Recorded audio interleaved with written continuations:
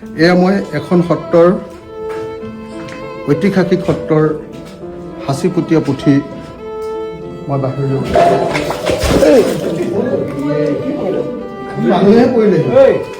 এইটো গোপালদেৱৰ চৰিত এইটো গোপালদেৱৰ চৰিত এয়া মানে বিয়পি এইটোতো একদম নষ্ট এইখন চাওক আমাৰ সাঁচি পাতখনৰ সৈতে চাওকচোন এইখন আমাৰ সাঁচি পাতখনৰ সৈতে একদম কাভাৰটোৰ সৈতে আছে একদম কাভাৰটোৰ সৈতে আছে এইটো চাওক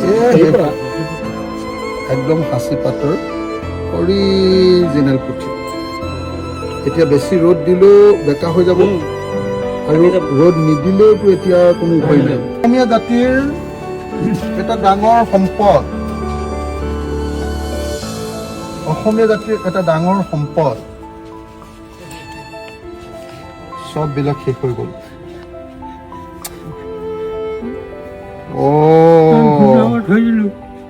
ইমান ধুনীয়াকে এইখিনি ট্ৰিটমেণ্ট কৰাই থৈছিলে ইয়াত কোনোবা নিশ্চয় ইউনিভাৰ্চিটি বা ক'ৰ পৰা আহি এইবিলাক ট্ৰিটমেণ্ট কৰি দিছিলেহি চব মই আপোনাক 25,000 টকা সত্ৰাধিকাৰ আপোনাক এইটো সত্ৰাধিকাৰ হিচাপত